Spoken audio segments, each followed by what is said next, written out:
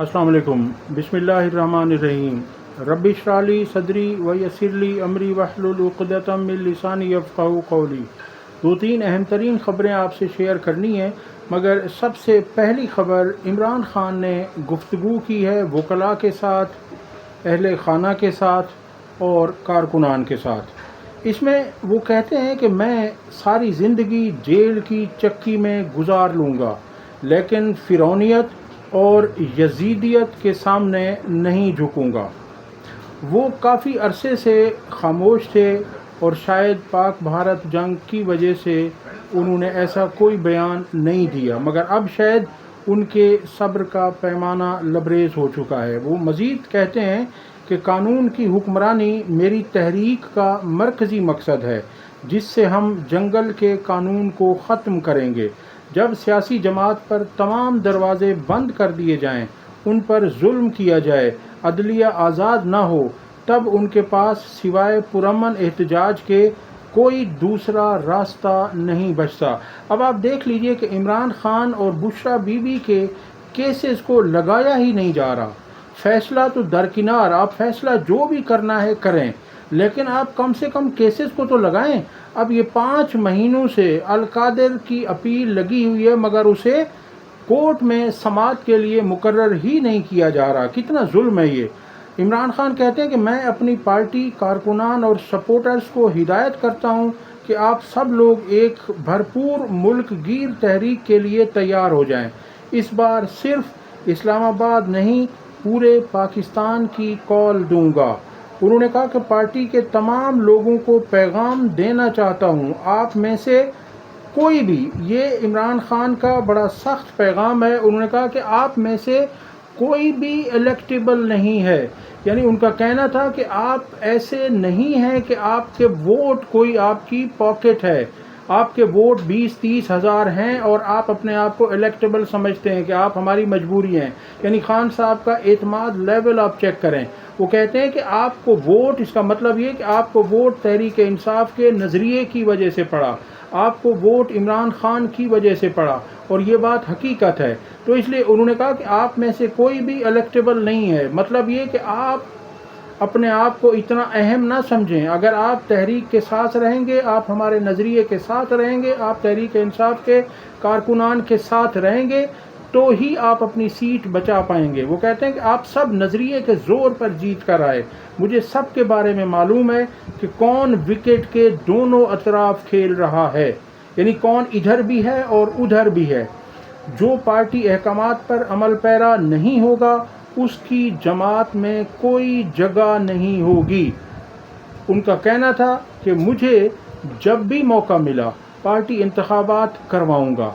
Party में election करवाना नागुज़ीर है ताकि वर्कर्स ऊपर आ सकें। ये वर्कर्स के लिए बड़ी खुशी की बात है कि अब इसमें हर वर्कर को मौका मिलेगा कि वो अपनी सलाहियतों को मनवाए और पार्टी में ऊपर आए। वो कहते हैं कि 9 मई सिर्फ आधे घंटे का केस है, इसकी सीसीटीवी फुटेज चुराने वाले ही असल ज़िम्मेदार हैं। अगर वो समझते हैं कि पाकिस्तान तहरीक इंसाफ ने 9 मई किया था, तो सीसीटीवी फुटेजेस सामने लाएं। पॉलीग्राफिक टेस्ट के बारे में उनका कहना था कि पॉलीग्राफिक टेस्ट तो शहबाज शरीफ का होना चाहिए और उससे पूछना चाहिए कि वो फॉर्म 47 से आया या फॉर्म 45 से। उन्होंने कहा मैं पाकिस्तान का साबिक वज़ीर आज़म हूँ, जिसके लिए जेल में अलहदा कैटेगरी होती है, लेकिन मुझे जेल में आम कैदियों वाली सहूलियात भी नहीं दी गई। मुझे जेल के जिस सेल में 22 माह से कैद किया हुआ है, वो एक चक्की है।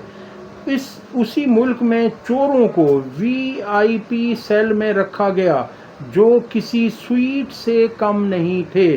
बिल्कुल बात सही है। आप देख लीजिए कि नवाज शरीफ की जेल, शहबाज शरीफ की जेल, आसिफ जरदारी की जेल, मरियम की जेल कैसे थी। उनकी आप जेलों को देखें, उनकी आप सहूलियात देखें। उनके खाने घरों से आते थे, दर्जनों लोग एक एक दिन में मुलाकातें करते थे। और आसिफ जरदारी के मुतालिक तो कहा जाता है कि वो किसी और बंगले में जाकर रहते थे, जहां वो हर तरह की सहूलियात और अयाशी उनको वहां पर मुयस्सर थी। عمران خان کے ساتھ ایسا کچھ نہیں ہے، عام قیدیوں کا سلوک اور سہولیات بھی انہیں نہیں دی جا رہی۔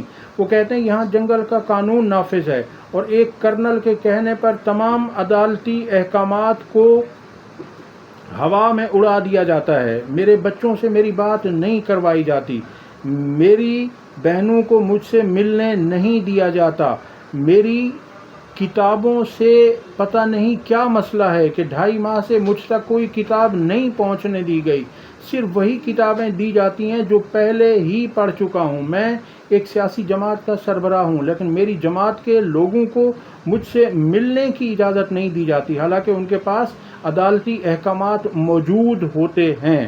صرف مجھے اذیت دینے کے لیے میری اہلیہ کو سزائیں سنائی گئیں۔ عمران خان کو توڑنے کے لیے، انہیں اذیت دینے کے لیے ایسا کیا گیا کہ شاید وہ کوئی ڈیل کر لیں، مگر عمران خان چٹان سے بھی زیادہ مضبوط ہے۔ وہ کہتا ہے کہ میں ساری زندگی جیل میں گزارنے کو تیار ہوں مگر جھکوں گا نہیں۔ وہ کہتے ہیں کہ اس سے زیادہ گھٹیا پن کیا ہو سکتا ہے۔ ایک ہفتے میں میری اہل خانہ یا وکلاء سے صرف 30 منٹ کی ملاقات کروائی جاتی ہے۔ میری اہلیہ پر صرف سہولت کاری کا جھوٹا الزام تھا جو ثابت بھی نہیں ہو سکا۔ وہ کہتے ہیں کہ کل ہائی کورٹ کے باہر ہونے والے احتجاج میں، یعنی آج کی بات کر رہے ہیں کہ آج ہائی کورٹ کے باہر ہونے والے احتجاج میں تمام اپوزیشن اراکین لازمی شرکت کریں۔ 26ویں ترمیم کے بعد عدلیہ بالکل مفلوج اور بے اثر ہو چکی ہے۔ اسلام آباد ہائی کورٹ کا چیف جسٹس بارہا وعدے کرنے کے باوجود ہمارے کیسز نہیں لگا رہا۔ انہوں نے کہا کہ سپریم کورٹ نے ملٹری ٹرائل کے حق میں فیصلہ دے کر اپنے ہی عدالتی نظام پر عدم اعتماد کر دیا ہے۔ بھارت کے جواب میں ہماری فورسز خصوصاً پاک فضائیہ نے زبردست جواب دیا اور پوری قوم نے بھی ان کا ساتھ دیا۔ میں جیل میں مقید ہوں مگر یہاں بھی لوگوں نے پاکستان کے جواب پر خوشی منائی۔ اڈیالہ جیل میں ناحق قید عمران خان صاحب کی یہ گفتگو تھی جو آپ کے ساتھ شیئر کی گئی ہے۔ اگلی خبر آپ کے ساتھ شیئر کرتے ہیں اور وہ خبر یہ ہے کہ یہ حکومت دعوے کر رہی تھی کہ بجلی کے نرخ جو ہیں وہ ہم نے کم کر دیے فی یونٹ۔ اب یہ دنیا نیوز کی خبر ہے، اس میں وہ کہتے ہیں کہ ڈسکوز نے بجلی 9 روپے 21 پیسے مہنگی کی۔ کے الیکٹرک صارفین کے لیے بجلی کی قیمت 19 روپے 16 پیسے یونٹ بڑھا دی گئی ہے۔ وفاقی حکومت کے ونٹر پیکج کی خاطر خواہ نتائج حاصل نہیں ہو سکے۔ اب آپ دیکھ لیجئے کہ یہ حکومت کس طرح سے لوگوں کو بے وقوف بناتی ہے۔ اگلی خبر آپ سے شیئر کرتے ہیں کہ علی رضا کو 2 سال تک گرفتار رکھا گیا 9 مئی میں۔ جب معاملہ سپریم کورٹ گیا تو پتہ چلا کہ جس پولیس والے کو زخمی کرنے کا ان پر الزام تھا اس پولیس والے کا نام زخمیوں کی لسٹ میں تھا ہی نہیں۔ سپریم کورٹ میں بھانڈا پھوٹ گیا اور بالآخر علی رضا کو رہائی مل گئی۔ یہ دیکھ لیجئے، یہ تو حال ہے، اس طرح سے یہ کرتے جا رہے ہیں۔ اگلی خبر آپ کے ساتھ شیئر کرتے ہیں اور وہ شہباز رانا نے دی ہے کہ تنخواہ دار طبقے نے 10 ماہ میں 437 ارب روپے کا ٹیکس ادا کیا اور ان سے 52% زیادہ ٹیکس اکٹھا ہوا۔ تاجر دوست اسکیم کے تحت تاجروں سے 50 ارب روپے اکٹھے کرنے تھے مگر 30 سے 35 لاکھ اکٹھے ہوئے۔ صرف ایک طرف 35 لاکھ روپے ہیں اور دوسری طرف 437 ارب روپے ہیں، یعنی کہ تنخواہ دار طبقے کو مزید دبایا جا رہا ہے، اسے مزید پیسا جا رہا ہے، اس کا قیمہ بنایا جا رہا ہے، اس کا کچومر نکالا جا رہا ہے، مگر یہ حکومت ہے کہ جو تاجروں سے ٹیکس اکٹھا کرنے میں ناکام رہی ہے۔ اب تک کے لیے اتنا ہی۔ ویڈیو پسند آئی ہو تو لائک اور شیئر کریں، چینل کو سبسکرائب کریں۔ اللہ حافظ۔